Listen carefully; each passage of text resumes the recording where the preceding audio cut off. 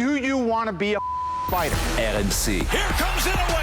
That destructive power does it again. Fighters Club. I'm the baddest motherfucker on the planet. Hey, je vous avais dit quoi? Charles Chevalier. I am the greatest. Salut à tous, c'est toujours un plaisir de vous retrouver, c'est l'épisode numéro 399 du RMC Fighter Club et comme toujours j'ai le plaisir d'accueillir Baba à mes côtés, je le fais dans un sens inverse aujourd'hui, avant de faire le programme je te présente, on arrive au 400e épisode, je me dis qu'il faut changer quelques trucs aussi, donc voilà je vais faire comme ça je crois maintenant. Ouais, le 400e épisode arrive, ouais c'est marrant ça. Pas mal, t'en as fait combien toi tu crois? Je sais pas du tout. Tu dois être à, ensemble on doit être à une cinquantaine, ouais. Donc tu dois être à 150 à peu près, 150, 200, tu dois déjà être, voilà, il faudrait essayer de recompter tout ça. Ouais, moi je tiens un petit listing quand même des épisodes qu'on fait, je sais pas si on pourra retracer toute ta carrière au Fighter Club. Ça va Baba, t'as passé un bon week-end? Ouais très bien, super, merci et toi? C'était chargé. Ouais c'était chargé, toi t'étais en plateau en plus vendredi soir pour le PFL avec Florent Moussi, samedi avec Thomas Desson pour l'UFC, donc bon il y a plein de choses à dire. C'était contrasté. Ouais c'était contrasté. Bon justement c'est l'occasion de donner le programme de ce RMC Fighter Club. On va parler en tout début de podcast du combat notamment d'Axel Sola qui a fait un gros fight, qui a perdu contre Mason Jones à l'UFC Londres et qui finalement va rester dans les esprits et des supporters et des fans et aussi de l'UFC certainement pour ce qu'il a fait. Et puis il faut en parler parce que maintenant ça fait des semaines que ça court, ça fait des semaines que ça tourne, il y a eu des officialisations, il y a eu des rumeurs et on se doit de parler de la carte que va faire Netflix au mois de mai avec d'énormes noms, avec notamment Ronda Rousey, avec Francis Ngannou, avec Nate Diaz et avec peut-être aussi Saladin Parnasse. Donc Baba, c'était l'occasion de faire le point là-dessus et de savoir aussi un petit peu à l'image de ce qu'on avait dit sur la Maison Blanche avec le 14 juin à l'UFC, avoir juste un ressenti comme ça de est-ce qu'elle nous excite ou pas cette carte. Ouais c'est bien, je trouve que c'est intéressant d'aborder le sujet parce que ça fait date, c'est un événement dans tous les sens du terme et du coup c'est bien pour nous de le décrypter. On a décidé ça dans le week-end. Ouais c'est ça, on s'adapte aussi à l'actu et donc ça nous est kiffé de le faire ensemble. Allez c'est parti pour ce RMC Fighter Club avec un peu du FC Londres et aussi beaucoup de MMA sur Netflix. Baba, c'était donc samedi soir, une carte qui sur le papier était hyper excitante. À Londres avec un main event entre Movsar Evloev et Liron Murphy. Très rapidement sur ce combat-là, c'est finalement Evloev qui l'emporte. Des dissonances un petit peu au moment de la décision, notamment Antoine qui était certain aux commentaires que c'était Liron Murphy qui l'emporte et finalement à sa plus grande surprise c'est Movsar Evloev. Je crois que tu as parlé aussi tu vas nous dire ce que toi t'en as pensé, je crois que tu étais aussi sur du Liron Murphy au moment de la décision. Exactement. Mais tu as parlé à Yacine Zaouini qui était sur place et qui t'a expliqué que sur place à Londres, il y avait des sons de cloche qui étaient aussi un petit peu différents. Ouais, lui-même n'était pas du même avis que moi et que la plupart des voix qu'on entendait, en tout cas sur nos réseaux habituels, qui voyaient Liron Murphy gagner, lui tout de suite il me dit mais t'as quoi? Parce que de notre côté c'est plutôt Movsar. Donc ça m'incite à me remettre un peu en question, à revoir le combat et comme je te le disais tout à l'heure, je pense que le match nul est peut-être la meilleure décision. Ce 47-47 qui est donné, je crois que c'est la meilleure décision. Ouais, il y a un des juges qui donne match nul et donc c'est une décision qui effectivement peut paraître logique et donc victoire de Movsar Evloev en main event. Luke Riley qui a battu Aswell, Michael Venom Page qui était sur le 3e combat le plus important de la soirée qui bat Sam Patterson, un des combats les plus ennuyeux. Antoine, je l'ai eu au téléphone hier, il m'a dit je crois que c'est un top 5 ever de tous les combats MMA qu'il a vu sur le niveau de l'ennui. Je lui ai demandé automatiquement parce qu'en plus on y était ensemble avec Antoine à ce moment-là sur le combat de Derek Lewis contre Francis Ngannou à Las Vegas. Donc s'il est tellement marquant celui-là que celui-là était peut-être pire. Donc voilà, Venom Page qui est un petit peu en guerre avec l'UFC et d'ailleurs peut-être qu'on va redire son nom tout à l'heure quand on va parler de Netflix parce que ça pourrait être des noms qui arrivent chez Jake Paul avec Baraniewski qui bat Lane, avec Leroy Duncan qui bat Dolidze, Silva qui bat Curtis Campbell et donc on arrive au dernier combat des préliminaires. On va juste citer Nathaniel Wood qui a battu Lawson Keita aussi, donc voilà un combat dans un bon combat pour le coup. Dans un bon combat et malheureusement Lawson Keita après le premier fight qu'il devait faire à Paris il pesait raté, pour son deuxième à Londres il prend une défaite par décision partagée pour le coup du côté de Lawson Keita et donc Mason Jones qui bat Axel Sola. Baba, donc t'étais aux premières loges même si t'étais pas sur place mais t'as suivi cette soirée, t'as commenté cette soirée en partie pour MC Sport. Énorme combat en fait, défaite d'Axel Sola, retournez le voir sur les replays RMC Sport notamment si vous en avez l'occasion, sur YouTube aussi, mais ce combat va quand même marquer les mémoires et c'est le genre de combat même si on le perd on ressort gagnant. Bien sûr, il sort gagnant à plein de niveaux. C'est chiant de perdre, il te le dira le premier. Lui-même l'a dit à notre micro quand on a interviewé avec Thomas en fin de soirée. C'est chiant de perdre, il a fait des erreurs techniques, il a fait des erreurs tactiques de son propre aveu. Et j'imagine qu'Aldric aussi a dû noter beaucoup de choses. Et il expliquera avec l'ami Herbie lors de son débrief, j'imagine. Maintenant, il y a plein de choses qu'il a gagnées. Moi, j'ai scruté un petit peu un tour d'horizon des médias US, notamment. Tout le monde parle de ça. Tout le monde en parle comme le premier contender pour le combat de l'année. Ouais. Ça va être difficile de le déloger. Pourtant, on a eu du Geji Pimblet, mais tout le monde s'accorde à dire que c'était mieux, tu vois. Donc, il y a eu une belle opposition. Ça a été une grosse guerre, beaucoup d'impact. Et Dana White qui le met en story, tout le monde qui le reprend, les combattants qui le félicitent, les combattants français à l'unisson qui viennent dire « Ah, t'as fait une dinguerie là, Axel ». Il s'est annoncé au monde et voilà. Donc c'est jamais chiant. On veut pas retomber dans le poulie d'or en tant que Français. Ah, c'est cool, il a perdu, mais c'était cool. Mais là, c'est la vérité. Vraiment, il voulait faire du divertissement. Il nous l'avait dit à notre micro, tu te souviens ? Et il a rempli sa mission. Ouais, clairement, on parlait de Venom Page, un mec. Bon, Venom Page, il a moins de choses à prouver parce qu'il y a une grande partie de sa carrière qui est faite, mais Axel, il ressort 100 fois plus gagnant de sa soirée que Michael Venom Page, qui a gagné le combat, mais qui a fait un combat de merde. 1000 fois. Là, Axel, il s'est acheté des places en main card à l'UFC Paris. Si c'est Paris qui revient, lui, il voulait revenir avant, en cas de victoire. Bon, là, il a des bobos, il a des trucs à soigner, donc j'imagine qu'il y aura une suspension au niveau commission athlétique. Donc, l'été, je ne sais pas si c'est envisageable, mais clairement, les matchmakers, quand ils vont commencer à regarder son nom, forcément, lui donneront un combattant intéressant, quelque chose qui va lui permettre de continuer à faire monter son image. Et la différence, elle est là. La différence, elle est là. Sans faire de mauvaises comparaisons, il y a d'autres combattants français qui ont une construction plus longue parce qu'il n'y a pas eu ce genre de guerre-là. Par contre, ils ont gagné des autres, tu vois. Mais en fin de compte, dans la défaite, Axel, il va peut-être être accéléré beaucoup plus que certains combattants qui ont pris du temps, Fares Ziam par exemple, ou d'autres, tu vois. Ouais, exactement. Et Axel Sola, c'est vrai que tu dis que Dana White a reposté, mais je pense que ça c'est très symbolique. Je crois qu'il a même reposté à la tête d'Axel avec, je crois, cette grosse ouverture à la pommette droite. Et en fait, juste qui mettent ça, c'est Dana White qui poste un gars qui a cette tête-là à la fin du combat.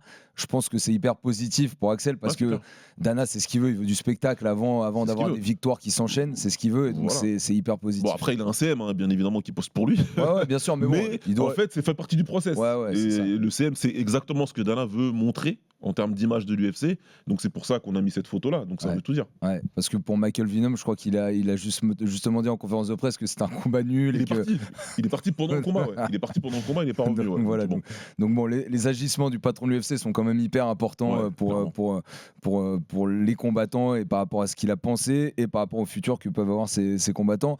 Et donc pour Axel Sola, il l'a dit, comme tu le soulignais à votre micro, il a joué le jeu parce qu'il a voulu aussi quand même quelques heures après le combat comme ça réagir à chaud. Donc il avait comme d'hab beaucoup de distance par rapport à tout ça, déjà une analyse tu sais, il me fait un peu penser à BSD aussi là-dessus. Je me souviendrai toujours quand il met KO Frévola Madison et que derrière au micro de Romain Pougeot, je crois, il dit merci à monsieur Frévola et sa famille, etc. Enfin il y a une froideur et une analyse d'après-event qui est assez rapide et qui est assez exemplaire. Surtout quand tu es dans un combat comme ça. Là, il a pris des coups, il a pris beaucoup de coups, il en a donné aussi, mais il a été au bout de lui-même et puis ensuite il te sort une analyse très logique. Moi, je voudrais juste le remercier déjà, le féliciter parce que c'est lui qui nous a contactés en disant moi je veux faire cette interview si vous êtes toujours OK.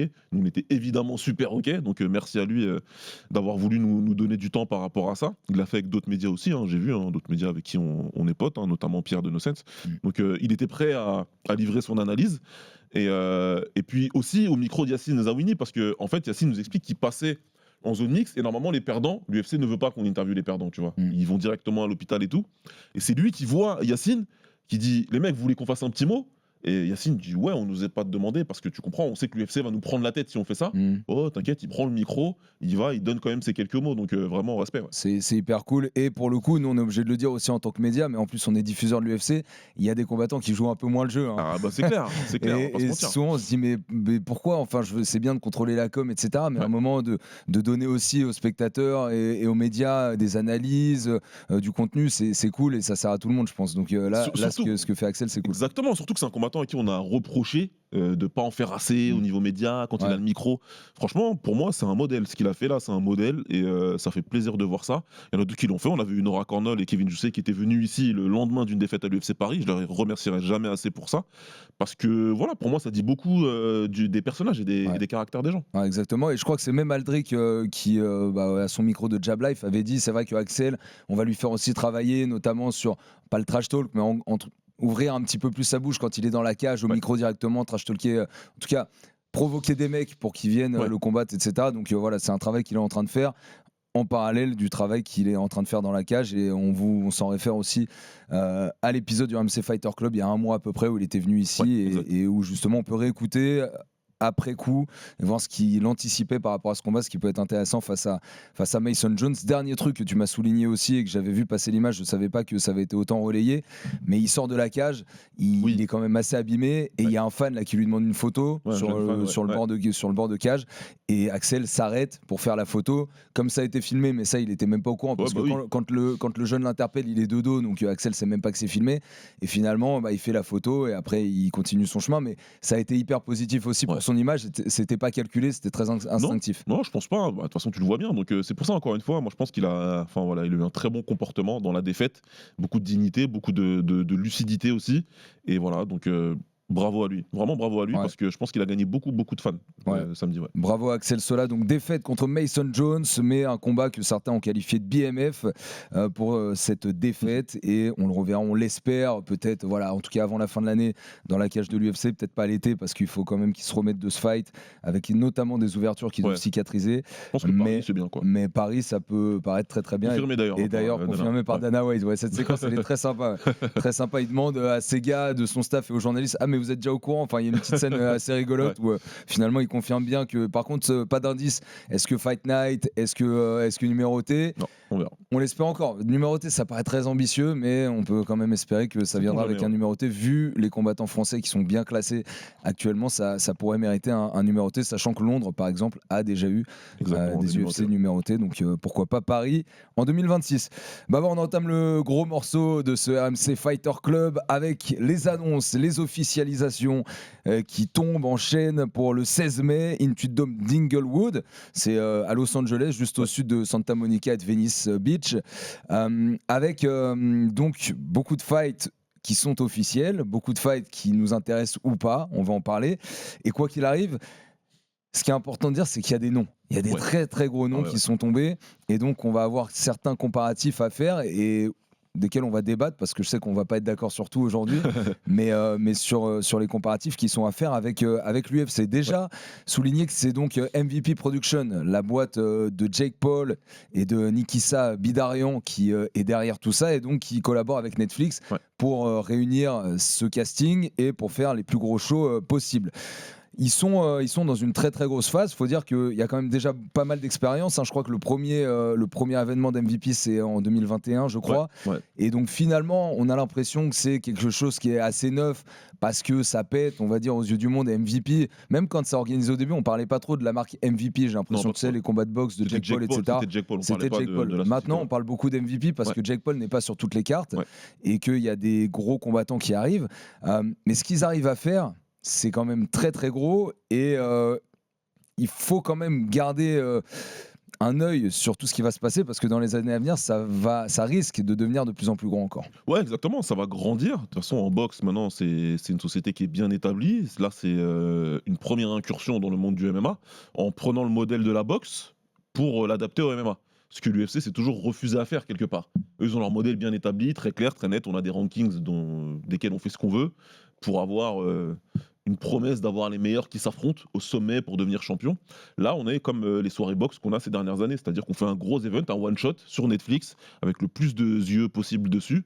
Et la question, je pense, qui se pose, c'est que est-ce que, en fait, on est justement sur un truc, sur une espèce de Super Bowl qui arrivera une fois par an et t'auras des noms comme ça, ou est-ce que c'est un concurrent, un vrai concurrent qui émerge pour l'UFC. Ça, Ouais. on va voir. Ouais. Ouais, parce que pour l'instant, le chemin que c'est en train de prendre, en fait, c'est que l'UFC, évidemment, c'est très structuré. Il y a des rankings, il y a beaucoup de combattants sous contrat qui, du coup, sont liés, sont un peu pieds et poings liés avec l'UFC. Ils Ouais. ne peuvent pas combattre ailleurs. Exemple, John Jones, encore, qui, du coup, n'est pas libéré. Du coup, GSP aussi jusqu'au bout de sa carrière. GSP qui est toujours pas libéré. Voilà. Alex Pereira qui vient de signer pour 8 combats. 8 Je pense combats, que personne ne pense qu'il va en faire 8. Ouais. Ça veut dire que dans sa C'est retraite, verrouillé. il sera encore lié avec l'UFC. Enfin, Ouais. tu vois, c'est un modèle particulier. Ouais. C'est ça, donc pas de ranking pour l'instant. Alors, est-ce qu'ils vont aller sur un modèle où ils vont faire un événement par mois, un événement tous les 2 mois, MVP, et que du coup, ils auront des combattants sous contrat ou pas? Ouais. C'est toute leur structure et toute leur organisation qui va définir si ce sera un concurrent direct de l'UFC dans les années à venir ou pas.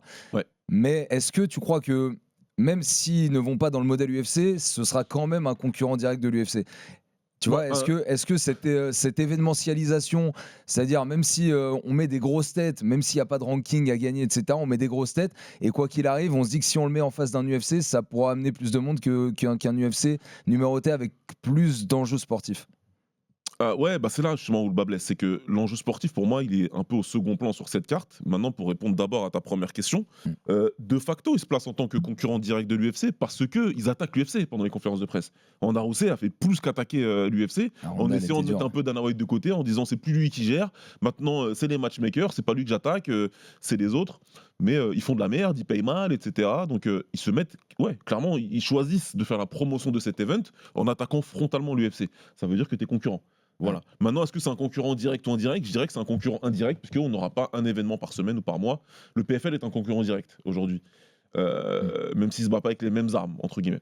Là, on est sur un concurrent plutôt indirect, parce que sur un one-shot, ils feront mieux, je pense, en termes de spectateurs, en termes de reach, etc. Ils vont toucher plus de monde, mais ce sera plus un concurrent indirect. La question, c'est de savoir, effectivement, est-ce qu'ils vont avoir des événements pérennes ou pas, qui pourront attirer derrière. Ça, je pense que c'est une espèce de petite déclaration de guerre en disant, voilà les mecs que nous, on peut faire combattre aujourd'hui, certes, et on y reviendra, c'est pas mal de gens inactifs, mais demain, attention, parce que si vous faites n'importe quoi avec vos contrats, si on voit la moindre brèche, on s'y engouffrera, et le prochain event qu'on fera, bah, ce sera peut-être des gars qui étaient champions chez vous il y a encore 1 an, tu vois. Ouais. Et là, c'est différent. Bah, là, les gros noms qui sont annoncés, donc évidemment Ronda Rousey contre Gina Carano sera le combat principal. T'as Francis Ngannou qui va affronter Philippe Lins, mais bon, disons que le nom de son adversaire est presque anecdotique quand tu sais qu'il y a Ngannou sur ce combat. Il y a un autre fight qui lui vaut le coup d'être vécu, je pense, Nate Diaz contre Mike Perry. Celui-là, il peut être sympa, et tu connais les deux noms. Là, c'est vraiment deux noms qui, c'est un nom assez fan, Mike Perry, mais pour les fans, c'est assez important. Et puis bon, derrière, t'as Saladin Parnasse aussi qui va combattre. Donc il y a un peu de légitimité sportive, un peu de paillettes, un peu de fame, il y a un peu de tout ça, mais ce qu'on retient en tout cas des Rousey, des Carano, des Ngannou, des Nate Diaz, des Mike Perry, sont des anciens de l'UFC. Est-ce que avec cette carte, c'est un mini débat qu'on a commencé à avoir la semaine dernière ensemble de Baba, mais est-ce qu'avec cette carte finalement Netflix n'est pas en train de faire la carte qu'aurait peut-être dû faire l'UFC à la Maison Blanche? Alors, je vais te dire oui, par rapport à ce qu'on s'attendait à ce que soit la Maison Blanche, tu vois. Donc on s'attendait à des super fights, on l'a dit dans notre épisode, on s'attendait à des McGregor qui reviennent, à des John Jones qui reviennent, peu importe l'inactivité, peu importe que les gars, le fait que ce soit plus des combattants qui aient une certaine relevance pour un titre aujourd'hui, on s'attendait à ça. Maintenant, c'est pas une si mauvaise chose que ça, que ce ne sont pas ces gars-là. C'est juste qu'ils auraient pu faire bien mieux avec les combattants actifs qu'ils ont pour la White House, évidemment. Maintenant, là, la question, Charles, moi, que je te pose, c'est est-ce que tu préfères une carte sportivement au top pour un événement type Super Bowl, tu vois? C'est-à-dire que les meilleurs gars aujourd'hui que tu peux avoir à dispo, ou est-ce que tu veux une espèce de clown show avec des personnes qui sont inactives depuis 6000 jours? Alors, pour la Maison Blanche, en fait, moi, c'est ce que j'ai dit. Et d'ailleurs, j'ai vu des commentaires, et pour le coup, c'est toujours cool que vous soyez d'accord ou pas. Donc, n'hésitez pas à commenter. Ouais, c'est toujours cool. Mais la Maison Blanche, c'est pas le Super Bowl, c'est une fois par an. La Maison Blanche, c'est une fois dans l'histoire. C'est une fois dans la vie. Ça n'arrivera pas une deuxième fois. Ouais. Ça n'arrivera pas une deuxième fois, tu vois. Je pense pas que le prochain président, tu vois, j'imagine pas. Je crois pas. Joe Biden, je pense pas qu'il aurait fait ça. Tu vois, en pleine guerre Twitter et tout, président. ça m'étonnerait. Donc moi c'est pour ça que la Maison Blanche, j'ai cette frustration de me dire c'était une fois dans l'histoire. Donc quitte à faire ça une fois dans l'histoire, Tu voulais un freak show. je voulais un freak show, Ouais, je voulais que ce soit le bordel, tu vois. Je voulais Donc, que ce soit le clairement, bordel. c'était ça. Ouais. Mais je comprends que ta question du coup, tu vois, est-ce que bah, pour des événements comme MVP, tu Ouais. vois, par exemple, comme ils vont faire sur Netflix, là, si on se dit que ça va arriver plus régulièrement, j'aimerais que ça tende vers un show sportif plus que vers un show uniquement fame, parce que Ouais. MVP, on a été trop habitué à ce que ce soit, voilà, quand C'est le on bordel. voit Jake Paul contre Mike Tyson, tu sais comment tout ça se trame, tu sais que les gens viennent voir plus du catch en fait quasiment Exactement. qu'un combat de Et c'est un ok, combat de on va- boxe, et un c'est combat- ok quelque part. et c'est ok. Et puis ça, c'est le public américain qui est visé d'abord. Et le public américain, c'est ce qu'il cherche aussi en partie. Et tu Donc, as ils sont- le choix de pas regarder. Ouais, c'est ça. Ils sont très contents s'ils ont un combat entre guillemets catch entre Oui. Tyson et Paul, et que la semaine d'après, ils ont un combat hyper légitime pour une ceinture undisputed à l'UFC. Tu vois, Ouais. ils ont à boire et à manger. Ils sont Ouais. contents, c'est cool. Tu vois, maintenant le marché international est peut-être un petit peu moins comme ça, mais c'est ça la question que je me pose avec MVP. C'est est-ce qu'ils vont tendre vers, même si c'est moins régulier, vers des cartes qui sont sportivement tout le temps au top. Moi, je sais pas, moi j'ai l'impression que c'est une opportunité. Ils ont vu qu'il y avait des combattants qui étaient disponibles. Francis qui annonce sa rupture avec le PFL. Maintenant, Francis, ça fait pas mal de temps, pour ceux qui savent, notamment toi, qu'il a croisé plusieurs fois à la salle de sport. Ouais. Ça fait pas mal de temps qu'il a entamé une préparation. Mm. Il avait déjà fait son foncier un petit peu. Il y en a beaucoup qui l'ont croisé chez Unlock notamment. Coucou Mehdi Ben Ouais. Lagdar. Dans le 17e. Donc, je pense que la date, il l'avait déjà depuis un certain temps. Et donc lui, il savait ce qui se tramait. Parce qu'il a des bonnes relations avec Nakisa Bidarian. Il a cette petite rivalité avec Jake Paul, dont on sait qu'elle est un petit peu manufacturée. C'est pas. Francis, il a croisé Jake Paul, il n'a pas eu envie de lui arracher la tête. Ils étaient au même endroit. C'est juste qu'ils construisent un combat Ouais. potentiel. Bien sûr. Et le fait que Jake Paul ait à peu près survécu à Anthony Joshua pendant 6 reprises légitime un peu un affrontement entre les deux. Donc c'est beaucoup de business. Donc moi je crois qu'il y avait une belle opportunité qui s'est présentée, qu'ils l'ont faite, qu'ils vont voir ce que ça va donner. Et peut-être derrière, pourquoi pas avoir un événement comme ça, annuel ou semi-annuel, où tu peux avoir des gros noms. Je crois pas que Ronda Rousey repart sur une carrière là. C'était Non, elle va un gros pas. braquage Bah de alors, banque à faire. ouais. Et ils le font. Après, tu l'as dit pour Francis, c'est vrai que je l'ai croisé. Donc, tu disais Unlock, moi, c'est la salle John Reed à Levallois-Perret. Il y était pendant un moment. Ça fait longtemps que c'était il y a 3-4 mois, peut-être quelque chose comme ça. Mais c'est vrai que je le voyais à la corde. Moi, j'étais à côté, machin, je faisais mes trucs. Et il était à la corde pendant une demi-heure, 40 minutes, la Ouais. corde non-stop. Ouais, Non-stop, le non-stop. foncier, toi tu travailles le foncier, tu sais. Donc voilà. Tu sais que tu as une préparation longue derrière. Vous connaissez peut-être, pour ceux qui nous écoutent en partie, ce que peut être un peu de corde. Ouais. Mais alors, faire la corde quand tu fais le poids de Francis Ngannou. C'est dur. Et voilà, ça prouve que quand même, il reste dans une activité et quoi qu'il arrive, il y a des projets qui lui tendent les bras et il y répond bien. On va essayer de détailler quand même combat par combat, en tout Ouais. cas pour ces 3-4 gros combats, ce qu'on en pense et ce que ça pourrait donner et ce que ça signifie dans les carrières de chacun de ces fighters. Sur l'aspect général, Baba, est-ce que juste on a tout dit, tu vois, sur MVP, il y a aussi beaucoup de trucs qui sont derrière tout ça. Il y a les deals entre Paramount, entre l'UFC, entre Netflix et la Warner. Enfin, il y a beaucoup de choses qui sont aussi très très business qui sont derrière Voilà, tout ça. Exactement. Et ça, faut en tenir compte parce que Netflix, ils ont récemment touché pas mal d'argent pour se retirer d'un deal pour aller vers prendre la Warner. Exact. Et donc, du coup, ils ont aussi une revanche à prendre de 1 et de l'argent à dépenser de 2. Exactement, beaucoup d'argent. Et puis surtout, c'est un marché hyper concurrentiel en ce moment aux États-Unis avec des sommes astronomiques qui sont évoquées parce qu'il y a des familles, il y a les proches de Trump qui sont derrière tout ça, derrière ces acquisitions qui sont incroyables. Donc, ouais, forcément, c'est une grosse guerre. J'aimerais bien un jour qu'on ait une série justement Netflix là-dessus pour pouvoir récapituler tout ça parce que c'est assez incroyable ce qui se passe. Et c'est vrai que voilà, on est dans ces choses-là. Ça va bien au-delà du sport. C'est vraiment business. Le frérot Herbie qui a toujours dit que c'était un sport qui était accolé à un énorme business. Ouais. Et c'est le cas, tu vois. Donc là, on est vraiment dedans. Et c'est pour ça que cette carte existe aussi. Il faut pas se mentir. C'est pas les prouesses matchmaking sportif de MVP qui font ça. C'est encore une fois une belle opportunité qu'ils ont su saisir. Mais en même temps, ils sont utilisés comme un vaisseau de cette guerre que Netflix est en train de livrer aux États-Unis contre des familles puissantes qui vont se saisir de la Warner. Donc il y a pas mal de choses qui se passent. Mais ouais, sur le général, je crois qu'on a à peu près tout dit. Il faut quand même aussi... on va en reparler sur les combats, donc on y reviendra. Mais vraiment, c'est c'est peut-être le business model du sport de combat qui est remis en question. On l'a vu avec l'anglaise, on l'a vu avec les Saoudiens qui sont avec Netflix, qui sont avec Jake Paul notamment et tout. Donc c'est une continuité qu'il faut voir ça. Et je pense que le modèle de combat et l'UFC qui vient de signer avec Paramount, et on l'a vu, la carte de ce week-end qui était vraiment pas folichonne, on comprend que le business prend toute la place. Et voilà. Accrochez-vous ou pas, mais le sport, il est au second plan maintenant. Ouais, et puis le modèle UFC qui a tellement changé parce que le pay-per-view est terminé. Et aussi, ce que je me dis avec Netflix, c'est que la puissance de ça, c'est que, en fait, le combat. Netflix, c'est une plateforme que quasiment tout le monde a dans 300 millions d'abonnés. Tu vois, c'est énormissime. Enfin, en France, tu n'as pas un pote qui n'a pas Netflix. Mais quoi, voilà, bon, qu'il soit par des moyens X ou Y, mais qui squatte le compte de quelqu'un. Mais ce qui veut dire que ces événements-là, ces combats-là, tu peux les revoir, tu zappes comme d'hab, parce qu'on est tous pareils, je pense, on zappe pour regarder quel film on va regarder. On met une demi-heure à choisir ce qu'on va regarder. Et en fait, en zappant, en descendant, tu peux tomber sur la vignette où tu dis, ah, il y a ce combat, il y a cette soirée à regarder, je vais la regarder. Et ce sera le cas encore dans 10 ans, tu vois, tu pourras défiler sur Netflix. Exactement. Et ce sera encore dispo. Donc la postérité de ces événements-là, elle est hyper importante aussi, tu vois. Tu viens de décrire mon, je sais plus c'est quand là, que je faisais des travaux chez moi, je voulais mettre peut-être un film en bruit de fond pour pouvoir monter des meubles.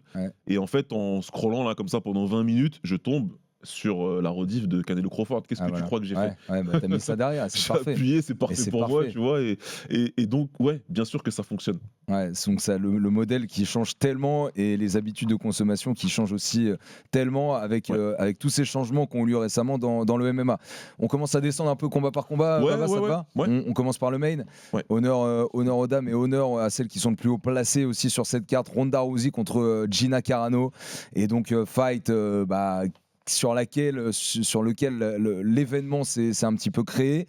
Ce qui va être très dur, c'est de savoir d'anticiper ça, mais on pourra le constater assez vite. Quel niveau réel vont avoir les deux combattantes?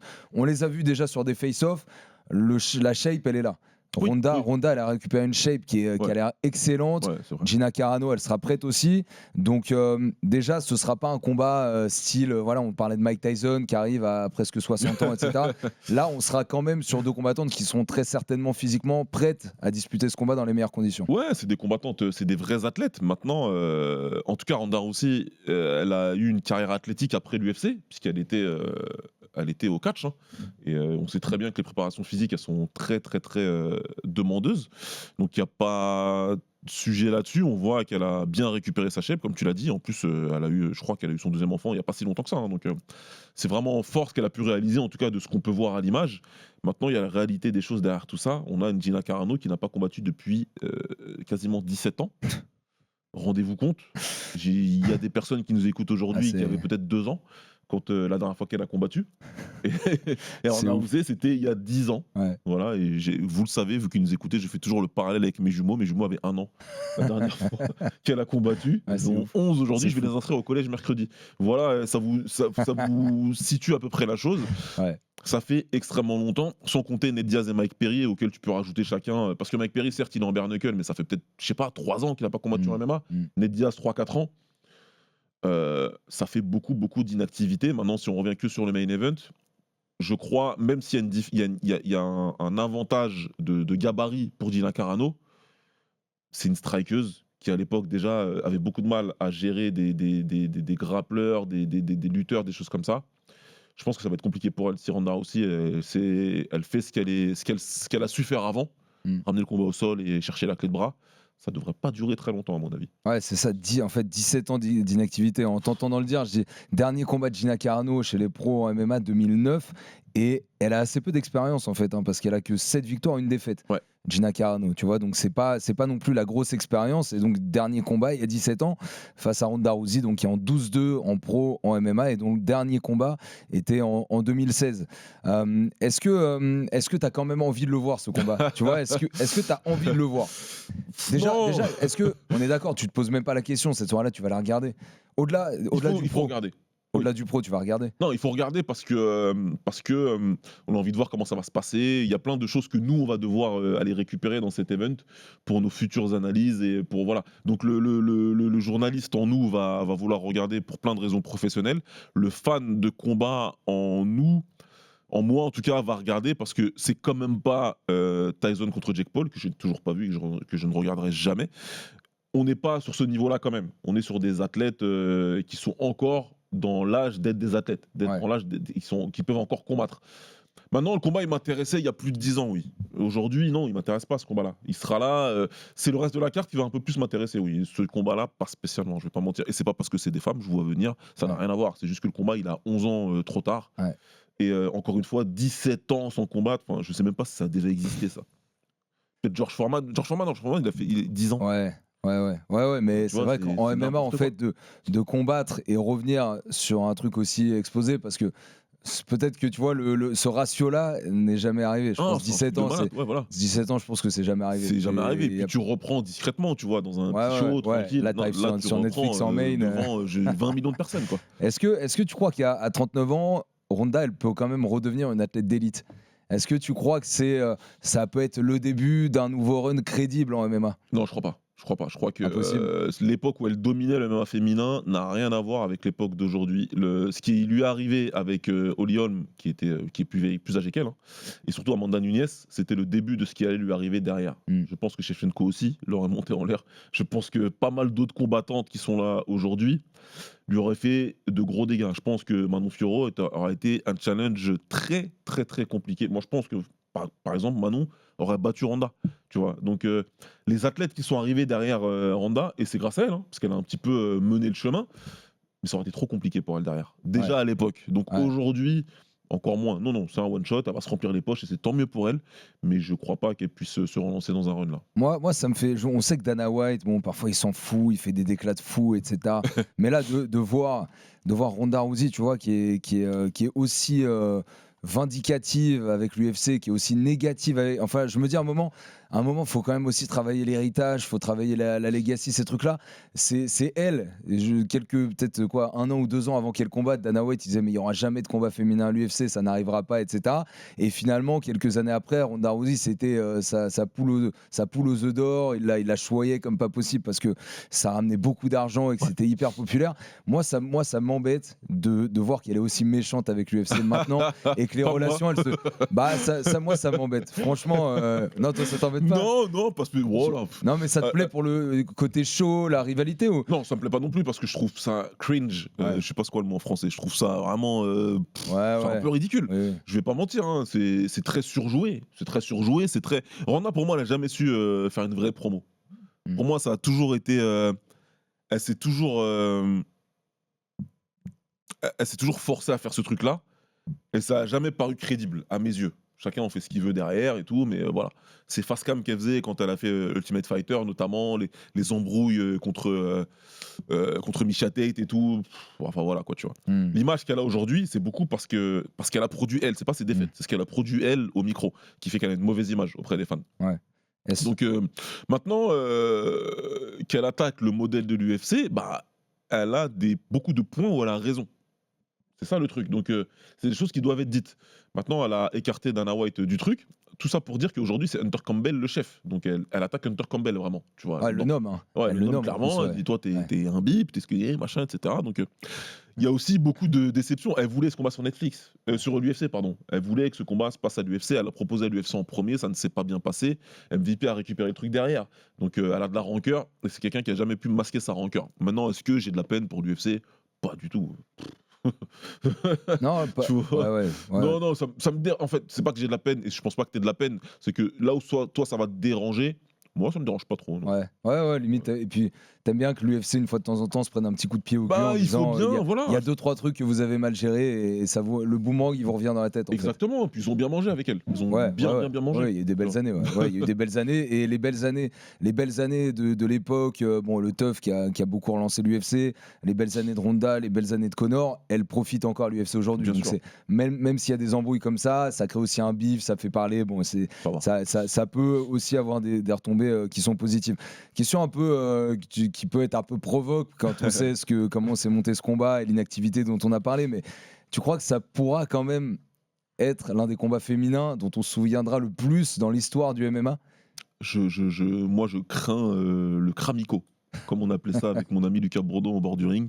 Ça sent le cramico, 2 combattants bien cramés qui vont faire un truc compliqué, peut-être si le combat se prolonge, qui vont être cuite aux patates au bout d'un round et demi. Mm. Donc non, je crois pas que ce soit un combat qui sera mémorable, non. On s'en souviendra pas. C'est Là, peut-être dur, là hein, tu ce que vois, je dis, hein, mais... le Ronda Rousey Holly Holm, tout le monde s'en souvient. Tu Ouais. crois que ce combat-là, dans 10 ans, on se dira pas, peut-être aussi pour ce qu'il symbolise, hein, parce que parfois on se souvient plus des combats pour ce qu'ils symbolisent que pour ce qu'ils ont rendu dans la cage. Celui-là, dans 10 ans, est-ce qu'on disait, tu te souviens, le Ronda Rousey Gina Carano, tu vois, est-ce qu'il y aura ce côté nostalgique un peu de se dire, ce truc était quand même pas mal? Non, moi je pense que c'est ce qu'ils essaient de vendre, mais non. Non. Pas du tout. Il y a 10 ans, oui. Ouais. Il y a 10 ans, oui, bien sûr. C'était un super fight à faire et tout. Mais non. J'ajouterais que Gina Carano, elle au moins, elle a eu le courage d'aller prendre Chris Cyborg. Ce qui n'a pas été le cas de Ronda Rousey. Donc, Et la Chris Cyborg qu'elle a pris... C'était la voilà, Chris Cyborg qui rentre pour beaucoup dans la conversation de la GOAT, peut-être. Donc Chris Cyborg, qui est un peu éclipsée parce que elle a fait moins de son temps à l'UFC que Amanda Nunes ou dans des conditions terribles à cause de Ronda Rousey.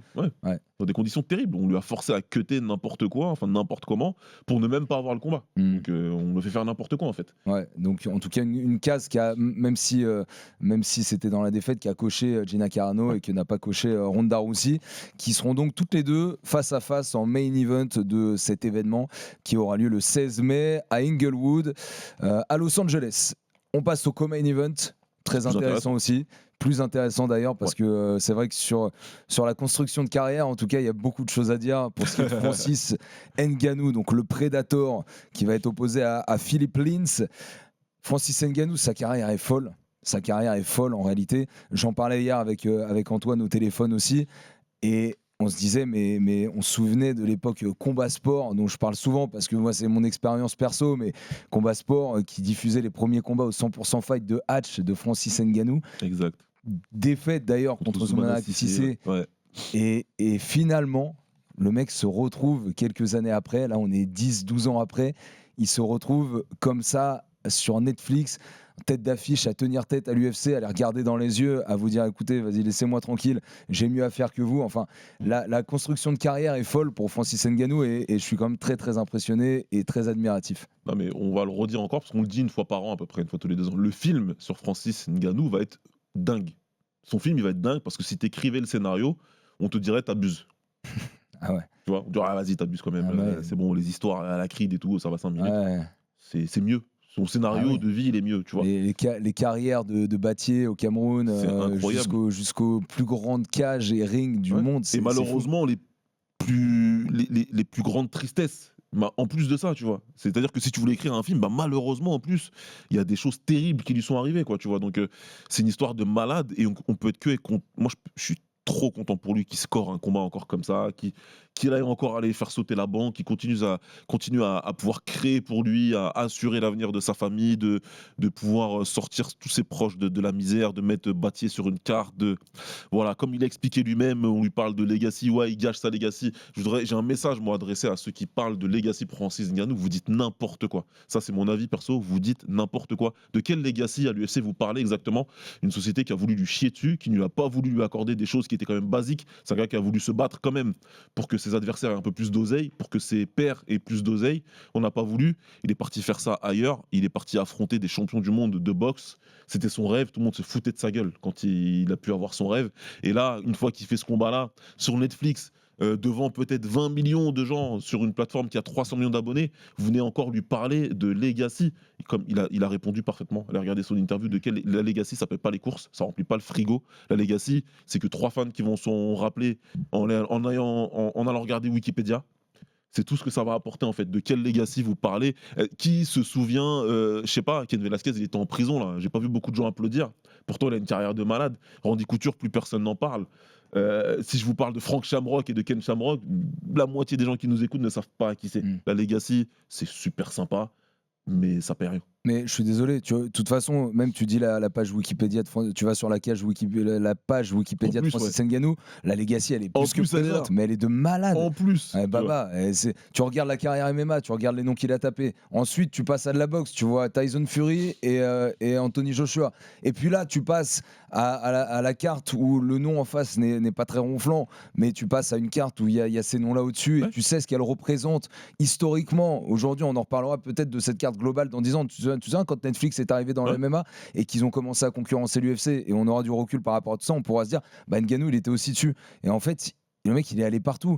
Il a fait le PFL, même si son histoire d'amour avec le PFL n'a pas été très belle, Ça mais a pas super bien marché. il a quand même représenté qu'il le a ses PFL torts. dans le monde. Tu vois, mais Mais la page Wikipédia est dingue, je trouve. Mais c'est malade. Donc, si c'est cette legacy qui est si chère au cœur de certains, elle est déjà écrite, de toute façon. Parce que son histoire, c'est une histoire de malade. Il a gagné dès l'instant où il a pu commencer une carrière professionnelle. N'oubliez pas d'où ce gars-là vient. À un moment, quand on porte des jugements sur la carrière des mecs et qu'on dit qu'il court le chèque, mais évidemment qu'il court le chèque, vous connaissez son histoire de vie à ce gars-là. Et on court tous le chèque. Bien sûr. Et les combattants qui te disent je fais ça juste pour la gloire et pour les fans, pardon, mais c'est des menteurs. Et c'est pas grave en fait, parce qu'il y a certains discours que tu dois aborder pour pouvoir avoir des opportunités. C'est OK avec ça, il n'y a pas de souci. Mais à un moment, il faut savoir raison garder, je trouve. Et je suis pas énervé, hein, je parle avec passion. c'est Ah tout. non, mais si, mais Mais à un moment, c'est ça, légitime. mais que ça me énerve. gave aussi, ces genres de discours, ça me gave un petit peu pour des mecs comme ça qui a une carrière juste exceptionnelle, des noms de malades. Pour être champion, on a battu Stipe Miocic qui était considéré Bah. comme le meilleur heavyweight de tous les temps à l'UFC. Bah tiens, je te refais quand même parce qu'elle est importante, mais indépendamment victoire ou défaite, les noms affrontés. Ouais. Ok, je te prends à partir de Curtis Blades en 2016, donc il y a 10 ans, ok, sur les 10 dernières années. Ensuite, il y a Mihailovic, ensuite il y a Anthony Hamilton, et là tu commences la vraie série. Andrei Arlovski, Alistair Overeem, Stipe Miocic, Derek Lewis, Curtis Blades, Cain Velasquez, Junior Dos Santos, Jairzinho Rozenstruik, Stipe Miocic, Cyril Gane, et puis là tu passes en boxe anglaise avec Tyson Fury, Anthony Joshua, et puis Renan Ferreira pour le retour au MMA. Les noms affrontés sont fous en fait. Il y a des champions de l'UFC, il y a des champions de Bellator, des champions du PFL, des champions du K1, il y a des champions du monde de Muay Thai, il y a des champions du monde de boxe anglaise. De quoi vous me parlez en fait? Et le KO contre Alistair Overeem.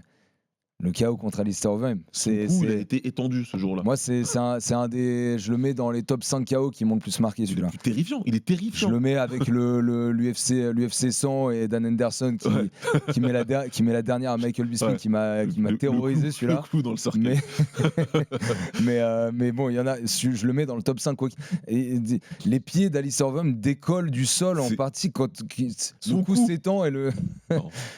Et puis toi, bon, en plus Alistair Overeem, ton amour pour le pied-point, etc. Donc forcément, il y a aussi. 3 ans avant, il détruit tout le monde pour devenir champion du K1. Bon, c'était Uberim comme on l'appelait, donc il y avait 2-3 produits.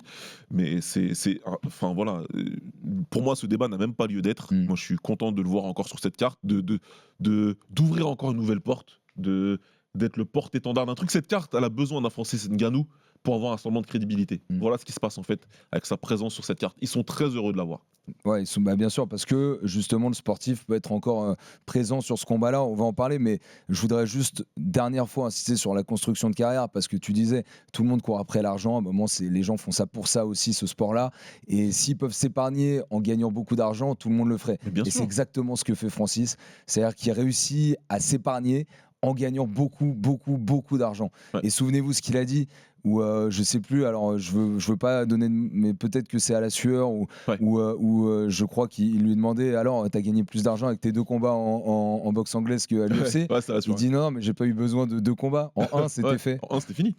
C'était fait. Donc voilà. Donc imaginez-vous les sommes qu'il a récoltées sur ces 2 combats en boxe anglaise par rapport à tous les noms qu'on a évoqués avant dans sa carrière à l'UFC. C'est-à-dire qu'en 10-15 combats à l'UFC, il a gagné beaucoup moins qu'en un seul combat en boxe anglaise. C'est dingue. Si vous vouliez qu'il continue à faire grandir cette fameuse legacy à l'UFC, prenez-vous-en à l'organisation qui refuse de payer ces mecs-là en leur accordant moins de 15% des revenus que ces mecs-là génèrent. À quel moment, encore une fois, et je ne comprendrai jamais que tu puisses prendre le parti de l'organisation versus le combattant, parce que quand tu allumes ta télé à 4h du matin, celui que tu viens regarder, c'est le combattant. C'est pas là que t'attends pas que la caméra elle arrive dans les gradins pour voir Dana White à côté de Donald Trump. On en a rien à foutre de ces mecs-là en fait. On vient pour les combattants. Donc c'est la faute de l'UFC si Francis a dû aller chercher ailleurs ce qu'il avait besoin pour lui. Et si cette legacy dont vous voulez à l'UFC, elle n'a pas été prolongée. Voilà. S'il avait été payé, il serait resté à l'UFC. Il a voulu négocier ce contrat-là. Ils n'ont pas voulu le négocier. Et tant mieux pour lui derrière parce qu'il est en train d'accomplir. C'est incroyable. Ouais, c'est incroyable. Et gagner tous ces bras de fer avec toutes ces orgas et en sortir vainqueur à chaque fois, en fait, parce que de ce qu'il a fait avec le PFL, mine de rien, il ressort vainqueur. Il a dû toucher des beaux billets pour être le Comment je peux représentant pas être monde. content de voir ça, le et mec. le- C'est ce que je veux dire. C'est voilà, venu le pour un président bon du temps, le PFL PFL. Afrique, il fait un seul combat. Il y a un PFL qui est organisé en Afrique, il y est même pas Voilà. parce qu'il commençait à être en Du friction point de vue avec du eux. PFL, c'est pas cool, mais moi je suis content pour Francis. Ouais, non, c'est très fort. Et puis la capacité de rebond est exceptionnelle. Contre Philippe Lins, est-ce que tu attends encore du sportif de Francis Ngannou? Bah, ça va être sur le papier en tout cas, il est meilleur que Philippe, qui est pas. Ça fait, je crois, depuis 2024, hein, et une victoire contre Yon Couté là-bas à l'UFC, qu'il n'a pas combattu en MMA, en tout cas. Donc oui, c'est clair qu'en plus il était dans la catégorie dans dessous, donc il y aura un différentiel physique. Maintenant, voilà, je pense que oui, sur le papier, Francis il devrait le passer. Maintenant, c'est toujours cool de voir Francis revenir en MMA. Je suis quand même content parce que il y avait beaucoup de progression. Et c'était dommage, quelque part, de voir un produit presque fini, ne pas utiliser tout ce qu'il avait pu réussir à acquérir en termes de connaissances. Cette victoire qu'il a eue contre Problema là, au PFL, avec takedown rapide et tabassage en ground and pound et le visage horrifié du Brésilien qui le regarde. Mais qu'est-ce que tu m'as fait Donc, t'avais envie de voir un peu plus. Donc, je suis quand même content de voir ça. Maintenant, oui, l'opposition, elle est moindre. Et Francis, il est dans les hautes sphères du MMA. C'est le champion linéaire de l'organisation, pour rappel. C'est-à-dire que il n'a pas perdu son titre dans la cage.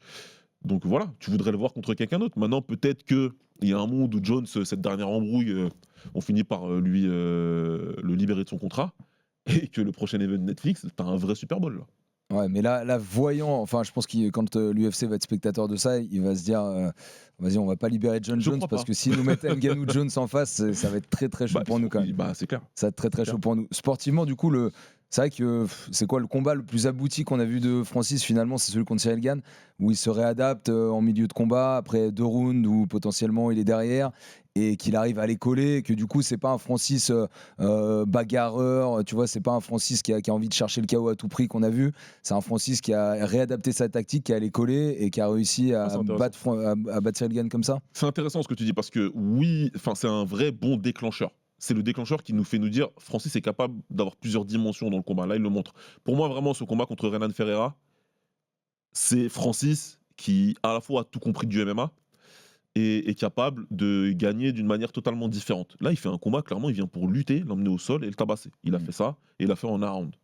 Il n'y a pas eu d'histoire de voilà, on va pas boxer beaucoup, on va pas. Tout le monde se disait de toute façon, il revient de l'anglaise là, donc on va avoir un Francis qui va que boxer. Bah non, en fait, il a fait un vrai combat de MMA en luttant, en ayant des positions obtenues grâce au grappling et ensuite en faisant parler de ground and pound. Donc pour moi, c'est celle-là sa prestation la plus aboutie. Ouais. Ce qui veut dire quand même, pour rejoindre, pas dans le côté haine, haters, etc., mais un peu de frustration en tant que fan de MMA et frustration sportive, de se dire, le Francis qui était potentiellement prime, du coup, quand il affronte, tu vois, quand il affronte Cyril Gane en 2022, tu te dis, en fait, t'aurais aimé, tu vois, dans les 2-3 ans qui viennent, le voir combattre 2 fois par an et le voir avec ses nouveaux skills, entre guillemets. C'est de Et là donc, que la cette frustration, elle est Ouais, là. c'est de là Celle-là, que- elle est légitime. C'est de là que naît cette frustration et tu peux pas, une fois que cette frustration tu l'analyses, bah tu peux pas dire c'est la faute de Francis Ngannou de pas être resté à l'UFC, ce n'est pas sa faute. Ouais. C'est tout simple. C'est pour rappel, hein, il y a eu 3 champions africains en même temps. Ça fait 10 ans qu'on nous parle d'un événement Kamaru africain. Ousmane, il Israël n'a pas Adesanya été et fait. Francis Ngannou. Il n'a pas été. Comment c'est possible? Comment c'est possible de pas vouloir capitaliser sur le capital combattant? Parce que tu veux que la marque soit en avant, que les combattants ne comptent pas autant que ta marque. C'est ta stratégie business. Tout le monde la respecte parce qu'on la regarde, on l'analyse, c'est notre boulot. Mais non, je ne suis pas d'accord avec ça. Et c'est dommage, c'est très frustrant parce que je pense que Francis il est arrivé à maturité au niveau du MMA. Et il y avait d'autres combattants intéressants à avoir affrontés. Donc on aurait pu avoir peut-être ce combat contre Jones, on aurait pu avoir un combat contre Aspinall, etc. Et on les a pas. Au moins, Francis Ngannou, il aura à la fois réussi le côté business parce qu'il est très riche aujourd'hui, il va continuer d'amasser des belles sommes d'argent. Et en plus de ça, bah, il est depuis 2022 à un combat par an. Donc le côté, ce dont parlent beaucoup les combattants aussi, essayer de s'économiser, essayer d'avoir une retraite sereine parce que physiquement on est encore présent et qu'on n'a pas laissé trop de force dans la bataille. Bah, Francis Ngannou, il est aussi en train de gagner cette bataille-là parce qu'il combat pas 2-3 fois par an en prenant beaucoup de dégâts. Il a largement gagné cette bataille. Il montre un chemin pour d'autres combattants qui peuvent arriver en position de star comme ça.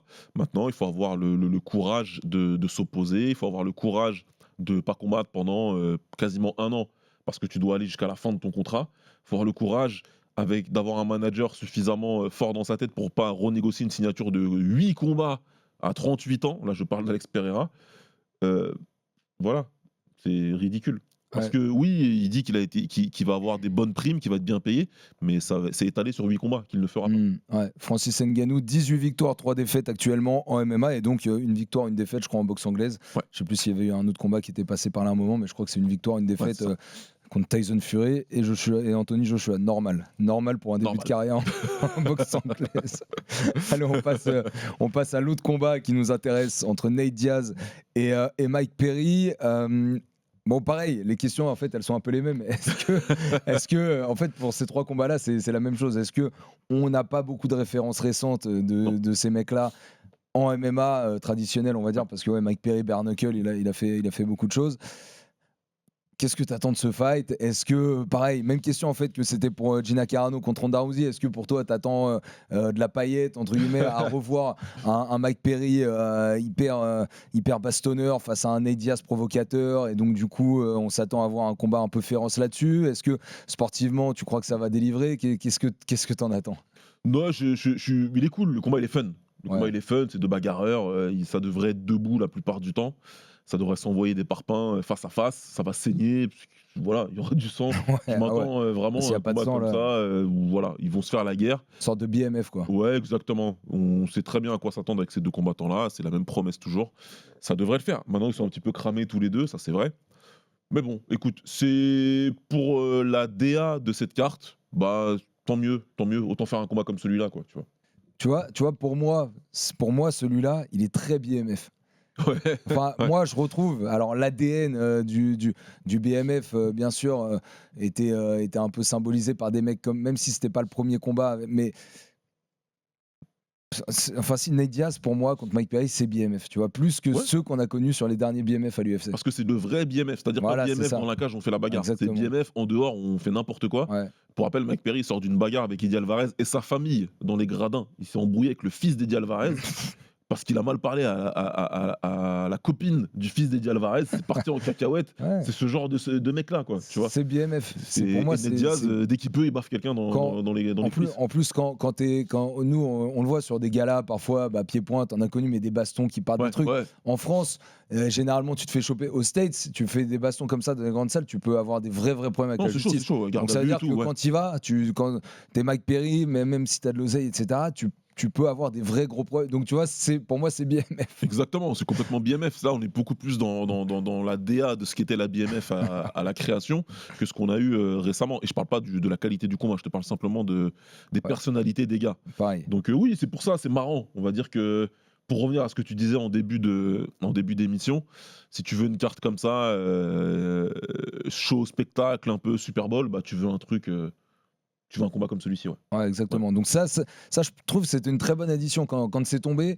Je me souviens de le voir sur les réseaux, voir c'est bon, ils ont officialisé ce combat-là. Je me suis dit c'est une très bonne addition. Ouais. Tu vois, je trouve que ça réunit à la fois du sportif où tu vas te poser la question de si tu as encore des mecs qui sont là ou pas, et à la fois le niveau, l'enjeu qui va monter par rapport à ce qu'on va voir d'eux en conférence de presse, dans les clips, dans les interviews croisées, etc. Je pense que ça va faire monter la sauce, mais pas de manière fictive, pas de manière trop provoquée. Ça va être assez naturel chez les deux. C'est ça que j'aime bien. Ils vont juste être eux-mêmes, et voilà. Et je pense qu'on devrait rigoler d'ailleurs. Tu vois. Ouais. Bon. Est-ce que tu crois que le côté très bagarre qu'il a eu en bare knuckle ces derniers temps, Mike Perry, ça va l'aider dans ce combat-là? Ouais. Ça l'a fait progresser, je pense. Il avait trouvé son sport avec le bare knuckle. Et je pense que ça a dû le faire progresser sur son anglaise, notamment techniquement parlant. J'ai trouvé qu'il était meilleur que ce qu'il proposait en MMA à l'époque. Donc ça va être intéressant. Je pense que Nate Diaz, il aura 2-3 soucis parce qu'il a toujours été poreux défensivement. Alors là, il pense même plus à défendre. Donc il peut passer un sale quart d'heure. Tu crois quand tu as connu des heures comme ça en bare knuckle, c'est-à-dire on rappelle, c'est de la boxe mais sans gants. Est-ce que justement il aura moins peur, par exemple, d'un coup, même si tu vois Nate Diaz réussit à taper en striking en contre, ça t'enlève une certaine appréhension de le prendre parce que là il y a des mitaines qui séparent du point. Et donc déjà, l'impact du coup va être moins dur que ce qu'il a pris en bare knuckle. Ouais, clairement, je pense que oui. Je pense que c'est en ça qu'il a dû progresser et que l'adversaire qu'on lui met en face, Nate Diaz, qui est pas un puncher, c'est quelqu'un qui va beaucoup te frapper. je pense qu'il va moins craindre ça et qu'il va essayer de marcher sur Nate et de le toucher, de lui faire mal. Et Nate Diaz qui va essayer d'amener ça au sol? Non, je pense pas. Tu crois pas? Non, je pense qu'il va rester debout, qu'il va Il va boxer, rester debout? Ouais, Il s'en fout, c'est des mecs qui se prennent plus la tête. Hein. BMF. Ouais, ils vont Il va- boxer et puis c'est tout. Il va le faire en BMF. Bon, en tout cas, le Nate Diaz contre Mike Perry qui devrait être le 3e combat en ordre d'importance dans la soirée. Après, donc, Ronda Rousey, Gina Carano et Francis Ngannou contre Philippe Lins. Et donc, le dernier combat dont on se doit de parler, et c'est surtout d'un cas, encore une fois, dont on va parler, c'est celui de Saladin Parnasse. Ouais. Alors, est-ce qu'on ne considère pas que c'est officiel? Mais Non, on n'a pas réussi à avoir de confirmation de Dutch, mais je pense ça que ça discute. va le faire. Voilà. Je pense que ça va le faire. Ouais. Saladin Parnasse, donc, qui est combattant KSW, double champion, moins de 66, moins de 70 au KSW. C'est la star de l'organisation. Et c'est en plus de ça, parce qu'ils ont eu d'autres stars, genre Mariusz Pudzianowski ou autre, mais là, c'est la pépite de l'organisation, parce que c'est un combattant dont on attend toutes les semaines de savoir s'il y a des annonces à l'UFC ou ailleurs. Et bah l'annonce finalement elle arrive pour Netflix. Ça c'est un joli coup aussi. Ouais. Ça c'est un très joli coup parce que ça amène encore là une vraie légitimité sportive, même s'ils vont lui mettre un combattant qui est pas forcément très bien classé, qui devrait être totalement à sa hauteur. Ouais. Mais c'est une sorte de prise de guerre encore qu'ils font là pour moi. C'est se dire un mec qu'on voyait aller à l'UFC, en tout cas ce dont il a forcément envie, ça là, un moment de passer sur cette légitimité sportive qui est parfois remise en cause par rapport à son run au KSW. Bon bah là il va prendre un paquet de thunes encore certainement pour aller faire un combat très accessible pour lui et voilà, c'est un autre choix de carrière qui devrait retarder son accession à l'UFC parce qu'on se disait peut-être que pour l'UFC Paris de septembre 2026 ça pourrait le faire. Si combat là je le vois mal être à l'UFC Paris en septembre 2026. Peut-être hein, ça se passe très bien pour lui, qui finit vite, bon on sait jamais Charles, on sait jamais, ça peut peut-être le faire. Maintenant c'est vrai que il va chez des gars qui se veulent concurrents, mais bon, ça, ce sera pas. C'est du business, hein, donc l'UFC aussi, je pense qu'ils savent très bien que sportivement parlant, il n'y a pas de meilleur prospect en dehors de l'UFC que Saladin aujourd'hui. C'est une belle prise pour MVP Promotions. Pour cette carte-là, ça leur permet de montrer aussi ce qu'est le MMA moderne à travers Saladin Parnasse pour montrer aux abonnés Netflix. Voilà, quand on parle de MMA moderne, voilà de quoi on parle, voilà de quel mec on parle. Et pour Parnasse, c'est juste génial parce que, au-delà du fait que j'imagine que le billet est doux, et ça c'est tant mieux, l'exposition, moi c'est surtout l'exposition qui est vraiment géniale pour lui. Là, tu es exposé à 300 millions d'abonnés, tu es exposé à potentiellement entre 10 à 20 millions de téléspectateurs. C'est génial, c'est super génial pour lui. Et moi, l'exposition, c'est ce qui me fait dire qu'on ne pourra pas le voir à l'UFC Paris. C'est que je pense que pour le KSW, c'est une très belle opportunité aussi. Parce que sur cette carte-là, tu auras forcément des mentions au KSW en disant Saladin Parnasse, le combattant KSW, double champion du KSW. A priori. Voilà, je pense. Mais à mon avis, pour le laisser aller faire ce combat-là, ils lui disent OK, mais tu nous refais 2-3 fights chez nous. Il faut des retombées. Tu vois, je pense qu'ils vont attendre des retombées en se disant on va être exposé aux États-Unis avec ce combat-là, même dans le monde entier. Et du coup, les yeux seront un peu plus tournés vers le KS et vers Salah quand il combattra à nouveau chez nous. C'est ça qui me fait me dire que ça va l'éloigner un petit peu de l'UFC sur un court terme. C'est possible, t'as raison, c'est une lecture. Maintenant, Stéphane, il est dur en négociation, hein, Stéphane Hatch, donc peut-être qu'il leur doit un combat au KSW, ça c'est clair. Donc de toute façon, si jamais ça se passe comme on croit que ça se passe et que c'est un espèce de prêt, de courtoisie pour une carte comme ça qui va avoir des retombées positives sur le KSW, peut-être qu'ils ont réussi à s'assurer qu'il honore juste le dernier combat de son contrat et qu'il aille faire autre chose, tu vois. Parce qu'il a quand même pas mal donné à l'organisation aussi. Il a permis de la mettre sur la carte des organisations qui comptent. Donc faudra voir. J'espère vraiment qu'une fois que ce sera officialisé, qu'on pourra en discuter avec Hatch sur ce même plateau. C'est très bien qu'il est toujours le bienvenu chez nous. Et ce sera intéressant de pouvoir parler de tout ce qui est autour de ça, comment ça s'est fait, etc. On attend l'officialisation de toute façon. Et en tout cas, on est en contact, sachez-le. Et on espère que ce sera officialisé très vite. Mais tout le truc est là. Mais c'est vrai que maintenant que tu me dis ça, c'est vrai que s'il doit un combat au KSW, l'UFC Paris, ça paraît compliqué. Et après le combat est très accessible pour lui normalement, mais s'il sort sans problème et qu'il arrive à combattre au mois de juin, et du coup pour septembre ça pourrait le faire aussi. Mais je vois bien le KS quand même lui dire fais-nous 2-3 fights, genre fais 2-3 fights sur l'année 2026 et à partir de 2027 on commence à réfléchir à autre chose. En tout cas on ferait tout ça. C'est ça. Mais est-ce qu'ils ont aussi le pouvoir d'imposer ça à Salah et du coup de refuser qu'un de leurs combattants aille sur une carte aussi prestigieuse? C'est tout le dilemme. Et d'ailleurs ce qui pourrait être intéressant pour nous, et c'est vrai vrai que comme tu le dis, hein, on essaye enfin notamment toi, tu essayes d'avoir Hatch qui vienne nous parler de tout ça. Mais ça pourra nous donner beaucoup d'indications par rapport à ce que va devenir MVP et Netflix. Ouais. Parce que si on comprend qu'ils ont dit par exemple à Salah, écoute, on pourrait te signer, tu pourrais faire plusieurs combats chez nous, déjà c'est une indication très claire de se dire ils veulent prendre des mecs très bons, des entre guillemets prospects qui pour eux peuvent représenter des prospects puisqu'ils ne sont pas encore stars aux États-Unis. Et du coup, il y aura une indication en disant ils ont une vraie stratégie qui va aller à long terme et qui va vraiment aller sur une concurrence de l'UFC. D'autant plus qu'il y a un combat qui est officialisé dont personne ne parle, qui est Lawrence Larkin contre Jason Jackson. Ouais. Et c'est un bon combat. Larkin est plus vieux, évidemment, mais moi, c'est un de mes combattants préférés en MMA. C'était vraiment un combattant, tu savais qu'avec lui, c'est une bagarre, debout. Très compétent, très technique, fin tacticien en plus, qui a posé de problème à beaucoup de stars de l'UFC. Et face à lui, tu as Jason Jackson, qui était champion du Bellator, dont on parlait pour affronter Cédric Doumbé, qui est très compliqué à battre. Donc c'est là où je te rejoins sur cette logique sportive, que peut-être il y a quelque chose derrière, ouais, tu vois. Peut-être, faut voir. Faut voir si la logique sportive se prolonge pour Netflix et pour MVP. Juste sur le combat de Saladin Parnasse, est-ce que ça peut aussi être un piège pour lui ?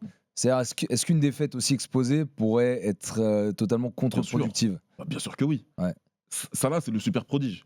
C'est son surnom de toute façon, mais c'est vraiment le prodige mondial du MMA aujourd'hui. Tout le monde le sait. Dans le monde entier, les Américains, tout le monde sait. Si tu parles d'un gars en dehors de l'UFC, tu parles de lui. Et de peut-être 2-3 gars qui sont à la CB en Russie. Donc, oui.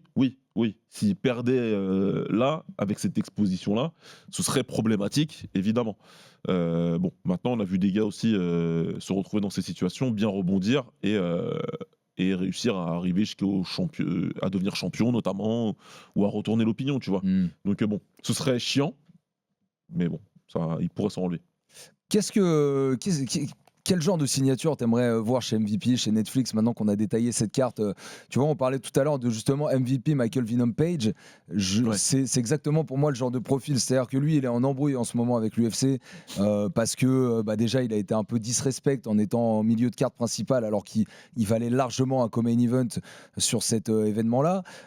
Il fait dans les conférences de... Ça m'a étonné de fou la semaine dernière là, quand Yacine Zawini là-bas lui demande alors, qu'est-ce que tu penses? Est-ce que tu penses que Nassour Imavov s'est fait avoir parce que c'est Strickland qui prend... Il fait ah bon, mais je savais même pas, mais c'est vrai, mais c'est officiel. Ouais. Le combat, il était officiel depuis 5-6 jours et il n'avait même pas vu passer cette information.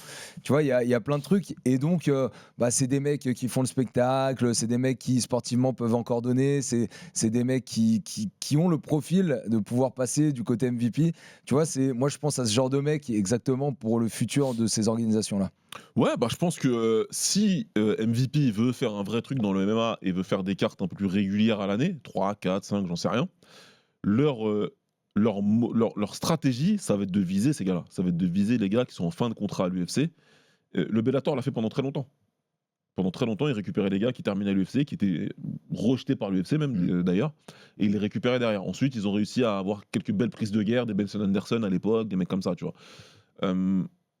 Je pense que leur stratégie, ça va être ça. Ça va être d'aller chercher les gars, de voir quand est-ce que leur contrat se termine, donc de prendre contact avec eux assez rapidement, en coulisses. Ton contrat, il court jusque quand? Écoute, re-signe pas, parce que nous, on peut te proposer ça, en fait, derrière.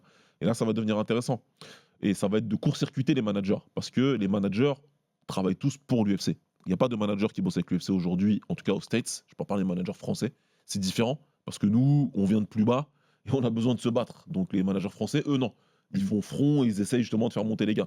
Les managers américains qui sont en place, Malki Kawa, Ali Abdelaziz et compagnie, c'est des mecs qui bossent pour l'UFC avant tout. Ils bossent pas pour les intérêts de leurs gars. Je suis désolé, mais c'est la vérité. Il y a des messages qui sont sortis d'ailleurs qui sont affligeants sur les négociations et qui sont... ils négocient pas d'ailleurs, ils acceptent ce que les mecs leur donnent. Donc ça va être intéressant de voir ça, surtout qu'il y a des nouveaux players qui rentrent en jeu. Je rappelle par exemple que Eddie Hearn est le nouveau manager de Thomas Spinal. Comment tu crois que les négociations vont se passer? Alors qu'il est en guerre avec l'UFC parce que l'UFC lui a pris Conor Ben pour aller combattre chez eux. C'est là où ça devient intéressant. Thomas Spinal est sous contrat pour combien de combats encore? Pour combien de temps encore? Qu'est-ce qui va se passer quand il va terminer?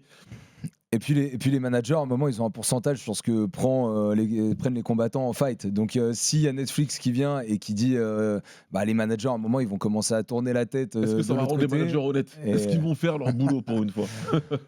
Quand, Et encore quand une t'es fois, je atti- parle des quand managers t'es- honnêtes, hein. quand t'es Attention, je fais attiré bien le distinguo. par un pourcentage, de toute façon, ton honnêteté, elle est remise en question automatiquement, non? C'est des choses intéressantes. Tu vois, là, en parlant, on essaiera de contacter des managers, notamment Guillaume Pelletier, par exemple, pour Ouais, voir ça ce qu'ils pourrait être pensent intéressant, de choses comme ça, tu vois, parce que ouais, tu vois, eux, pour le coup, les managers français, ils ont à se battre contre la machine en n'étant pas dans les petits papiers de l'UFC, entre guillemets. Ouais, Tu ouais. vois. Donc, Ouais. on voit bien que les intérêts des combattants sont bien présents pour eux. Les autres, c'est vraiment, encore une fois, c'est différent. Ce qui se passe depuis des années est vraiment honteux. Et on parlait de prise de guerre.